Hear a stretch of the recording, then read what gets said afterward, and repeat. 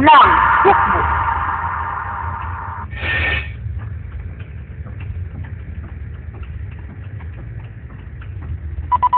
Hukbo nga ligon ug may sugon. May katapos, kahibalo ug kasinatian. Hukbo sa kabus ug linupigan. Hukbo nga pangsangka, pang-organisa, pang-produksyon ug pang-tutura. Pulang, hukbo.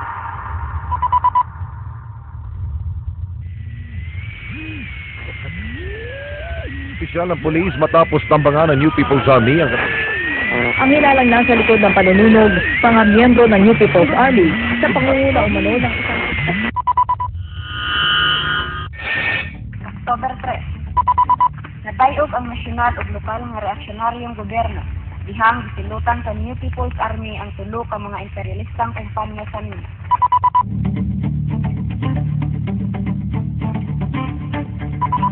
Military target. Ang Taganito Mining Corporation, THPAL Sumitomo, o Platinum Group Metals Corporation kung TJMC nga tanan na sa Claver, Surigao del Norte. Nakip ang Regional Mobile Group, mga persang paramilitar kung Quick Response Force na nagsilbing gwardiya niini.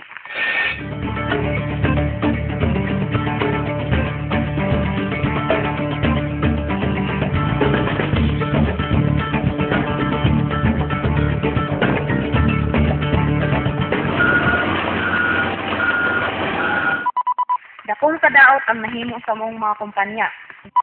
Grabe ang pagkaguba sa kinayahan, kabukiran, kalasangan, katubigan ug kadagatan. Nailugan sa yutang kabilin ug nawad-an ug panginabuhian ang katawhang lumad. Apil ang mga mag-uuma ug mangingisda nga dili lumad.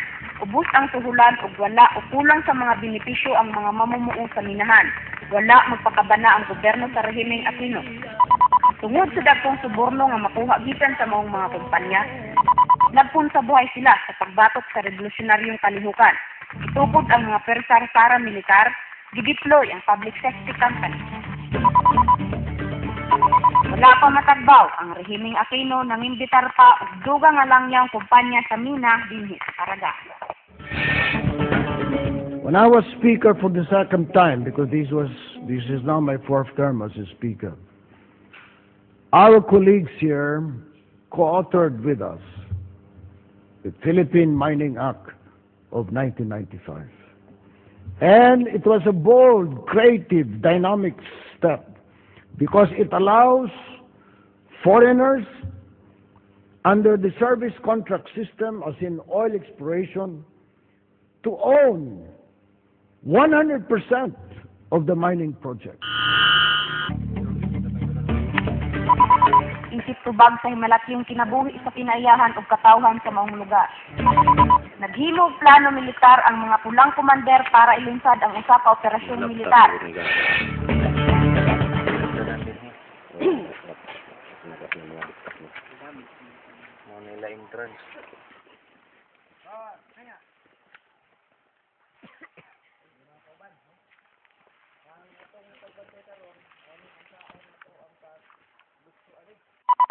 Ang tipo sa operasyon, punitibong aksyon o disarma, detalyado o gipapino ang pagtuon sa target, ilabi na sa mga pwersang posibleng mo-reinforce.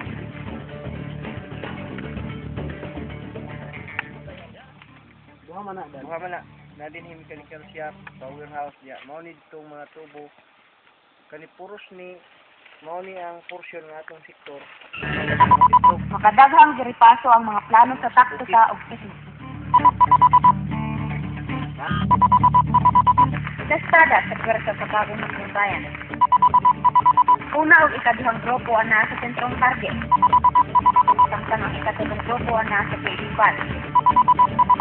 Ikaupat mo isuporta sa una, ikaduha o ikatulong grupo. Sa ikalimaw, ikaunong na grupo ang nasa PJMC. May grupong gidlaking sa Sidlakan. Ikapito, blocking sa Amihanan. Ang ikawalo, mao'y nagsinting blocking sa Kasagsan.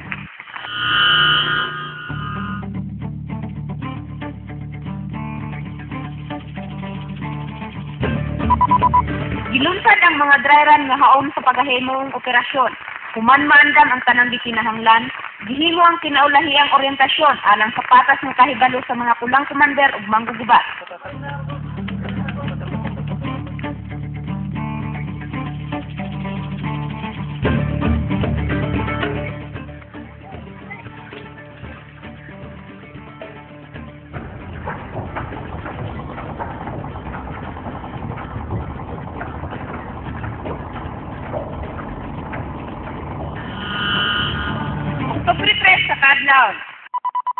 ng mga kauban, porsigido sa pagkahimong operasyon ug andam usab sa mga kausaban.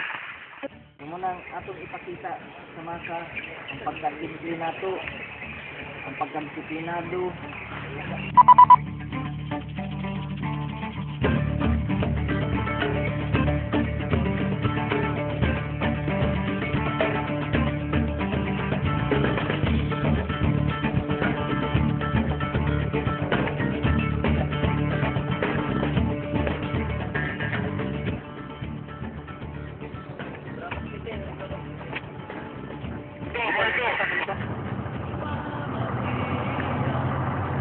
Baka sa muli ko ang help dito ta.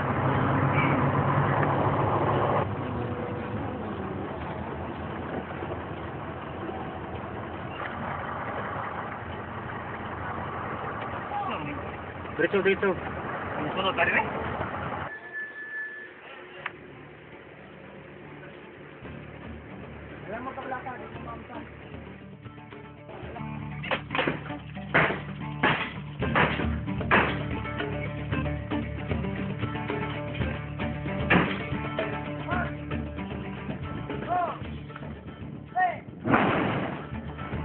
Kuha, uy!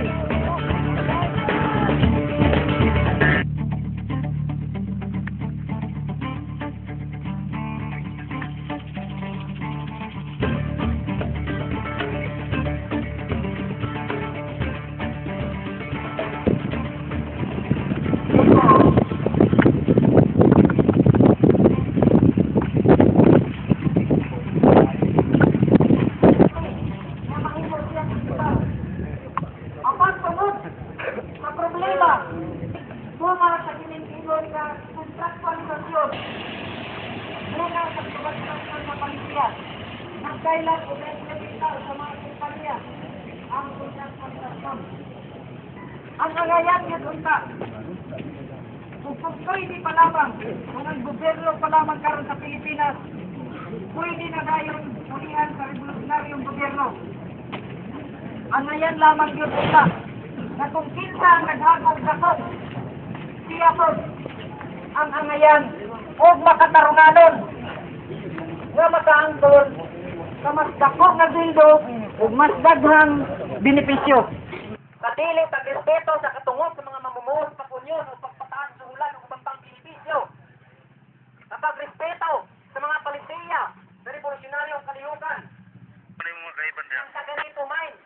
Why na rin yung una kundi isulod ang kita sa iyang pulsa.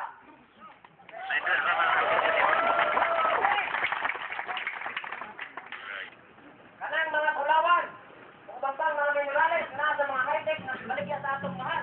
Sikat ka na sa inyong mga hago o kilot.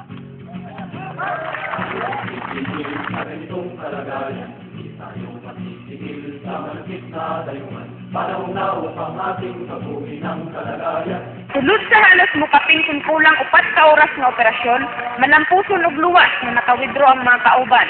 Walay nahimo ang kaaway.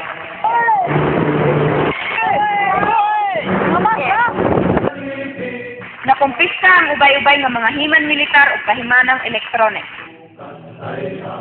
Ang hustong pagpanitik, tukmang plano o taktika o halapad na suportang masa na himong basihan sa kadaugan sa operasyon sa bagong hukbong-bayan. Supling gipakita sa mga pulang manggugubat ang pagtaas sa katakos militar na kayang hipukan sa higanting puwersa sa kaaway, na pamatud-an na kini sa tanang panahon sa iyang pagdipinsa sa interes sa mabagang masa. Determinado kini nga kabuton ang kadaugan sa gubat sa katawhan. Bangun kauling alipin, gapos ay kalabi.